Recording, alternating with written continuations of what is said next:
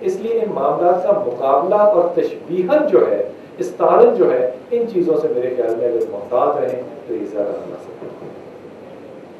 My other point is کہ ہم نے دانش کو، جس کو کہ وزڈم کی ہم بات کرتے ہیں، ہم نے اس کو ایک کاغذ کے ٹکڑے پر جس پہ آپ کے لیے بھی ڈگری لکھی ہوئی ہے کہ آپ ماسٹرز کہاں سے ہیں، جیسے کل سوال پوچھا گیا، یہ ہمیشہ پوچھا جاتا ہے کہ آپ کی تعلیم کتنی ہے یا کہاں ہے کیا ہے، یعنی ہم نے دانش کو یہ نہیں دیکھا کہ سامنے والا علم کتنا رکھتا ہے اور میں اس سے کتنا سیکھ سکتا ہوں، بلکہ ہم سب سے پہلا سوال یہ کرنے جاتے ہیں کہ جی کہاں کا کوالیفائڈ اور کہاں سے پڑھ کے آئے ہو تو مجھے کچھ سکھا سکتے ہو۔ یہ نہیں دیکھا جا رہا کہ یہ ہماری اخلاقی اقدار اتنی پست ہو چکی ہیں کہ you get my point? I do sir. Right sir. Third point is کہ کیا ایسی وجہ ہے کہ آج میں بھی اپنی بیوی کے ساتھ عموماً شیئر کرتا ہوں اور اس قسم کے لیکچر میں یہ مثال دیتا ہوں کہ آج فوائد کا کوٹھا زیادہ سکھانے کے قابل ہے بنسبت مسجد۔ میں مسجد جاتا ہوں، مجھے زیادہ تکلیف پہنچتی ہے بنسبت کہ میں اس وقت جب پریشان ہوتا ہوں تو میں شاید میرا لہجہ آپ کو بتا رہا ہوگا کہ کتنی سچائی سے میں یہ بولتا ہوں کہ میں وہ سچائی زیادہ تو بہتر طریقے سے فوائد کے کوٹھے پہ جا کے سیکھ سکتا ہوں، جو کہ مجھے سیکھنی چاہیے کہ مسجد کیا ہے۔ Do you agree with that? میں انتہائی شرمندگی سے آپ سے اس تیسرے سوال سے انتہائی متفق ہوں۔ It's a tragedy, unfortunateness, but so true کہ آج ہم جس جگہ سے تدریس لے رہے ہیں وہ 12 انچ بائی 24 انچ کے سکرین ہے، جن کی جگہ پہ ہمارے پھپھا کو، چچا کو، تایا کو یا شاید کسی استاد کو ہونا چاہیے تھا، لیکن ان کی ریپلیسمنٹس ہو چکی ہوئی ہیں۔ ایک ہمارے استاد ہیں، ان سے میں نے کہا کہ آپ اس پروگرام میں آئیے، تو انہوں نے کہا میں نہیں آؤں گا۔ میں نے کہا آپ کیوں نہیں آئیں گے، آپ تو اس پروگرام میں آئے تھے۔ انہوں نے کہا میں اس لیے نہیں آؤں گا کیونکہ اس پروگرام کے بعد بھی جب میں اللہ رسول کی بات کر رہا تھا تو اس کے بعد میرا کا انٹرویو چلا تھا، تو جب یہ بات ہو تو دس از ریئلی انسلٹنگ کہ آپ اللہ رسول کی بات کو ختم کرنے کے بعد بیچ میں تھوڑی دیر کے لیے ڈانس اس لیے دکھا دیتے ہیں کیونکہ this is corporate, this is the corporate world, they need to earn money, چاہے وہ اللہ بکے یا اللہ کا رسول بکے، انہوں نے تو بیچنا ہے۔ مائی پوائنٹ از کہ جب حصہ ڈالنے والے لوگ ان دو ڈانسوں کے درمیان حصہ ڈالنے والے لوگ بھی نہیں ہوں گے تو پھر یہ حصہ بھی وہ ڈانس لے لے۔ اس لیے اپنا حصہ ضرور ڈالیں، چاہے ابراہیم کی آگ کے اوپر وہ چڑیا کے منہ کا قطرہ ہی ہو، آگ تو اس سے نہیں بجھے گی لیکن ایمانداری سے آپ کا حصہ ہوگا۔ جو دانش کی بات آپ نے کی یہ بڑی میرے خیال میں اہم ہے۔ یہ زمانہ جو ہے نا جس میں ہم گزر رہے ہیں، اس میں یہ کوالیفیکیشن نہیں ہے کہ میں کردار میں کیسا ہوں، میں کردار میں جتنا بھی بدبخت ہوں آپ کو اس سے بالکل کوئی تعلق نہیں ہوگا کیونکہ میں تو اس کے بعد یہاں سے چلا جاؤں گا۔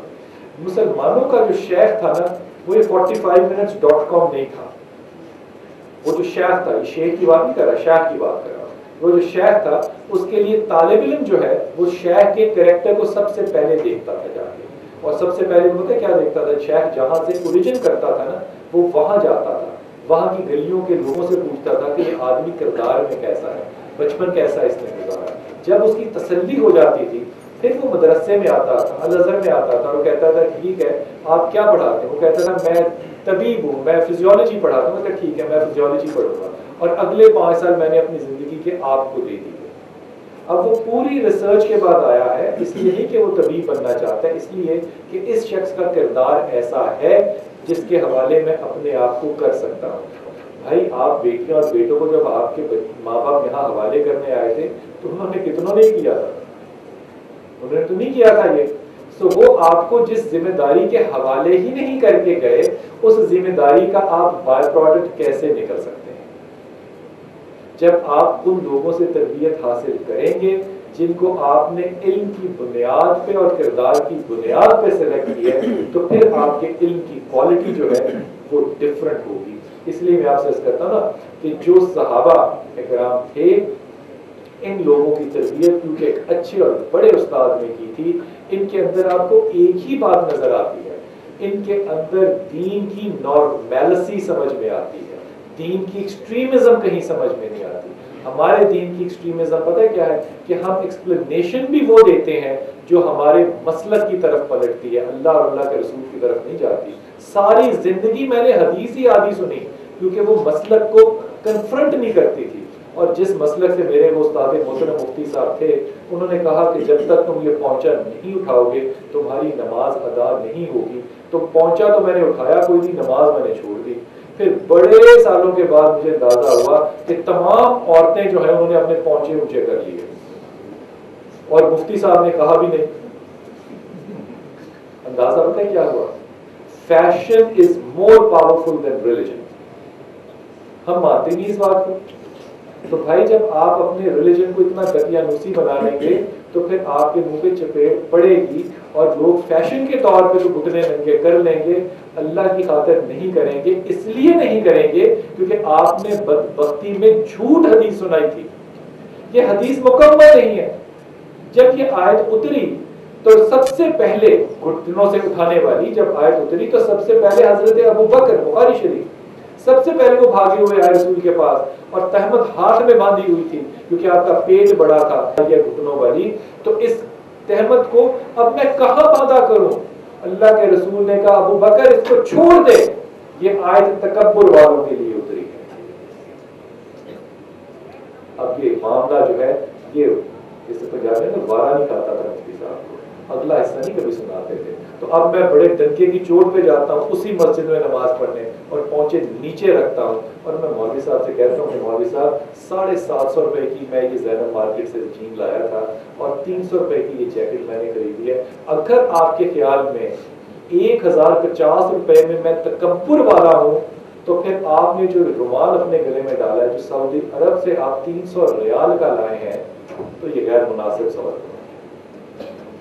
1100 روپے میں اگر لال بوتل میں تکبر ہے تو I must see the fountain house.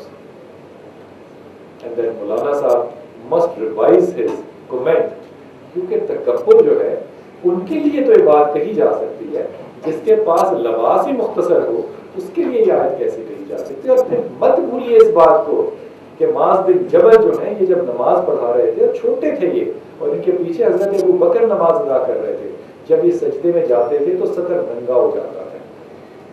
یہودن تھی نا پیچھے کھڑی ہے، وہ دیکھتی رہی بڑی دیر.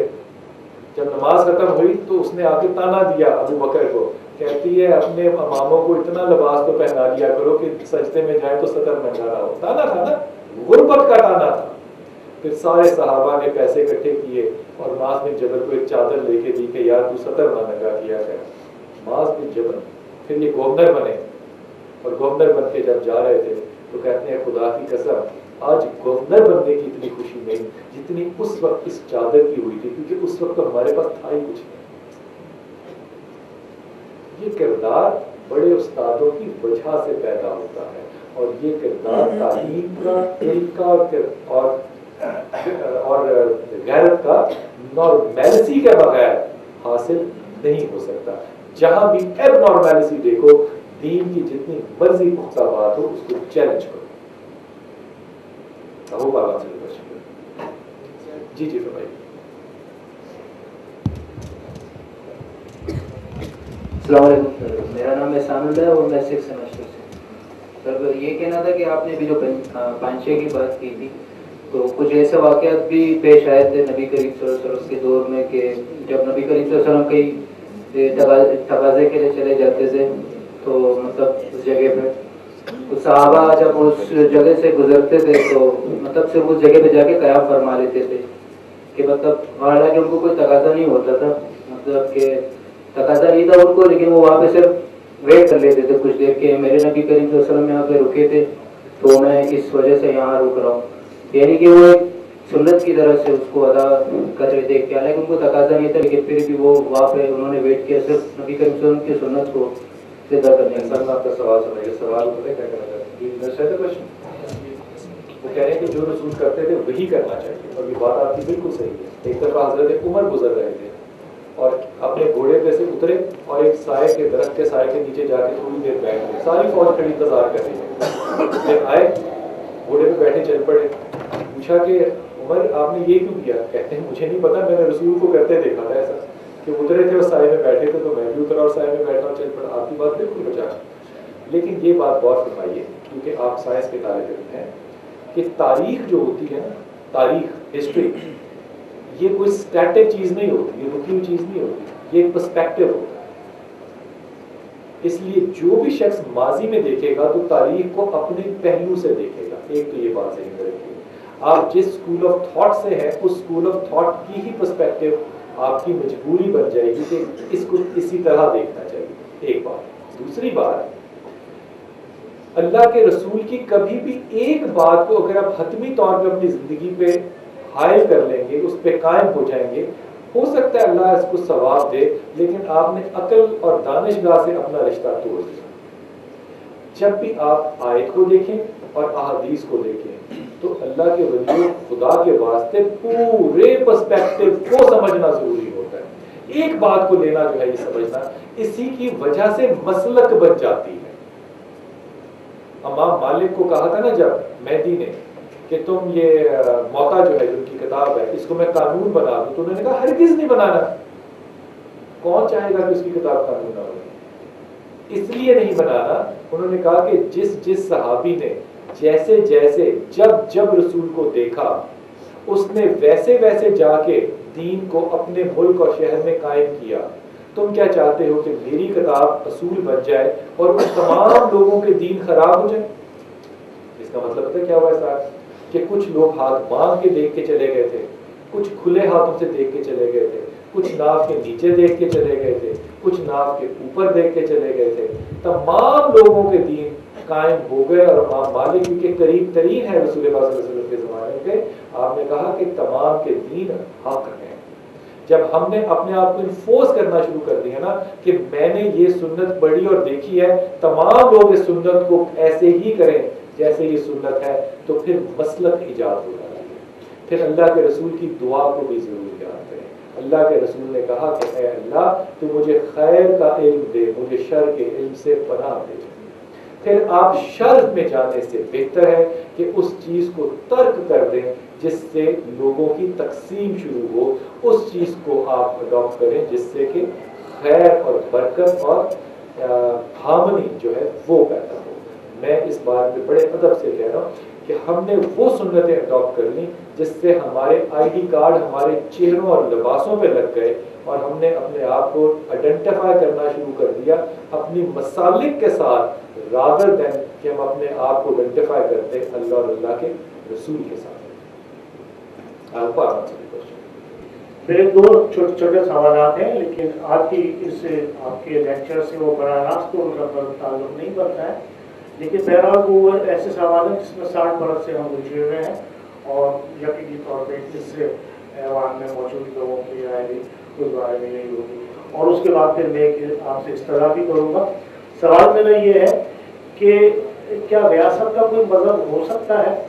اور اگر یہ بات درست مان لی جائے تو قائداعظم نے جب اس ملک کی ابتدا ہوئی اور اس ملک میں بنا تو سب سے پہلا وزیر قانون جوگندر ناتھ منڈل کو بنایا گیا، جو نسلی اعتبار سے بنگالی تھے اور مذہبی اعتبار سے ہندو تھے.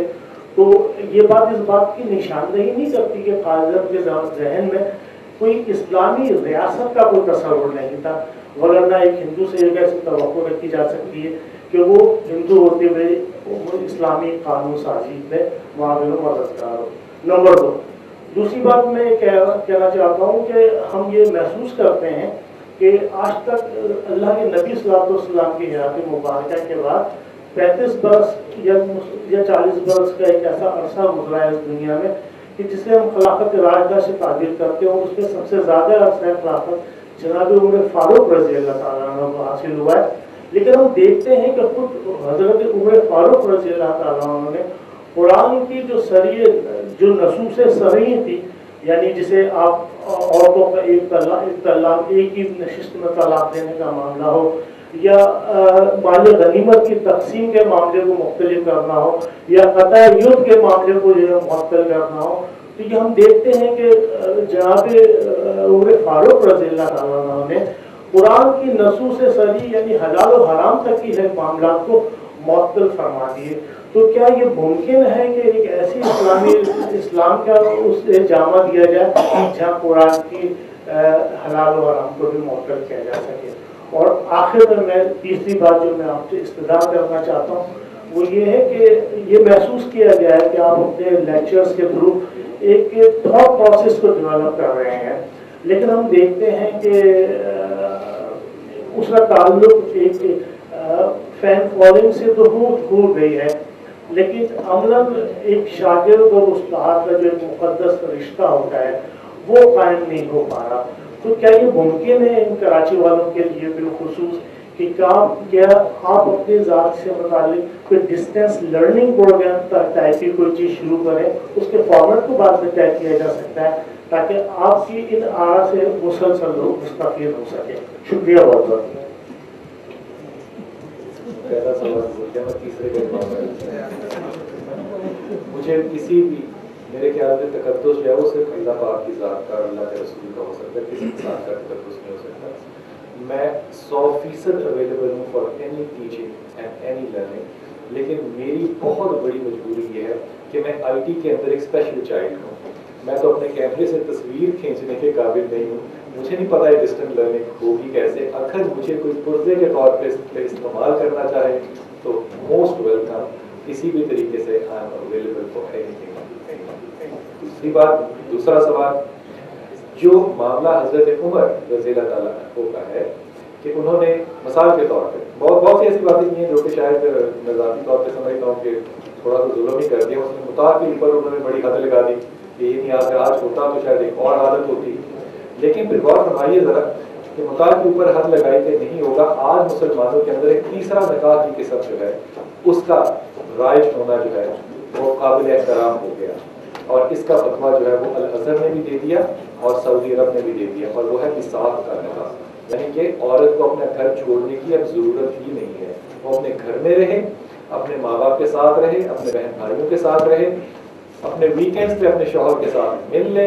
اولاد کے اوپر شوہر کے جائیداد کا حق بھی ہوگا, نکاح بھی ہوگا, لیکن کیونکہ اس نے اپنا گھر چھوڑا نہیں ہے فار اینی سیٹ ریزن, اس لیے شوہر کا جو اکنامیکل رسپانسبلٹی تھا اس بیوی کے اوپر, اس بیوی کو نکاح میں اپنی وہ رسپانسبلٹی چھوڑنی پڑے گی.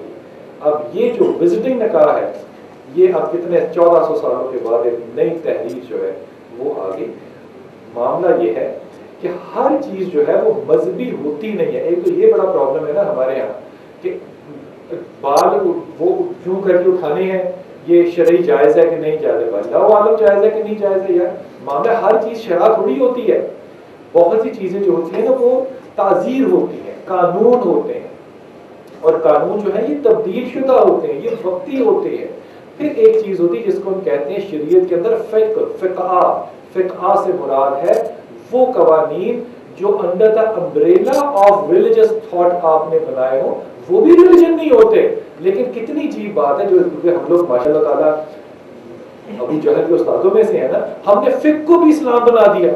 ارے فقہ تو ہم نے بنائی ہوتی ہے, ہم اس پیراڈائم کو سمجھتے ہیں, پھر ہم اس قانون کو اس پیراڈائم کے نیچے لاتے ہیں. ہو سکتا ہے وہ اسپرٹ کا ہو سکتا ہے وہ اسپرٹ کا نہ ہو, لیکن ہم پوری ایمانداری سے کوشش کرتے ہیں. اور فقہ چینجبل ہوتی ہے, اسی طرح تعزیر چینجبل ہوتی ہے.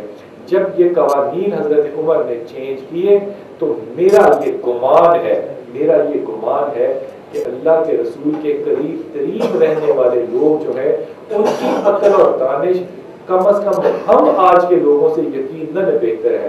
اگر حضرت عمر جو ہے وہ یہ تعزیر کر سکتے ہیں تو پھر میرے خیال میں حضرت عمر پہ انگلی اٹھانے کی بجائے آج کے علماء کرام کے گربانوں کو آپ کے ہاتھ جانے چاہیے, جو قرآن اور حدیث کو عمر کی روشنی میں دیکھنے کی بجائے اپنی روشنیوں میں ہمیں سمجھانا چاہتے ہیں.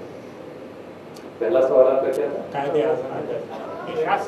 یہ ریاست, یہ جو معاملہ ہے یہ بڑا خوبصورت معاملہ, بڑا ٹرک کوشچن ہے, اس لیے میں بھی اس کا ٹرک آنسر دوں گا. اس ملک میں صرف ایک ایسا آدمی گزرا ہے ڈاکٹر اسرار احمد, جس نے کہ اس کے اوپر بڑا اچھا تھیسس ساری زندگی دیا. اور وہ جو خلافت موومنٹ کی بات کرتے تھے وہ کوئی ایسی دقیانوسی خلافت موومنٹ تھی نہیں. وہ صرف یہ بات کہتے تھے کہ جب آپ انگلینڈ جائیں, یہاں سے ہیتھرو ایئرپورٹ پہ آپ اتریں اور آپ وہاں پہ چاہیں کہ میں نماز پڑھنا چاہتا ہوں تو آپ کے پاس اتنا خوبصورت اور بہترین انتظام آپ کو ملے گا. وضو آپ کو ٹھیک ملے گا, گرم پانی ٹھیک ملے گا, حجاب بھی آپ کو وہاں لٹکا ہوا مل جائے گا, اگر آپ نے پہننا ہے تو آپ وہ پہن لیں, تمام خصوصیات ملیں گی. اور کارپٹ کے اندر کسی گندے اور غلیظ آدمی نے گیلے پاؤں رکھ کے اس میں بدبو بھی نہیں چھوڑی ہوگی, وہ بھی صاف ستھرا ہوگا. آپ نماز ادا کریں, حجاب اتاریں اور واپس جائیں. ہم واپس آ کے کہیں گے کہ یار برطانیہ کے اندر اسلام تو لاہور سے اور کراچی سے بھی بہتر ہے. یہ بات درست ہو سکتا ہے. ڈاکٹر صاحب کی رائے مختلف. وہ کہتے تھے کہ جو سیٹلائٹس ہیں، سیٹلائٹ سمجھتے ہیں نا، نیوکلیس سے ایکسٹینڈڈ پارٹ جو ہوتے ہیں، جو سیٹلائٹس ہیں اس کے اندر اس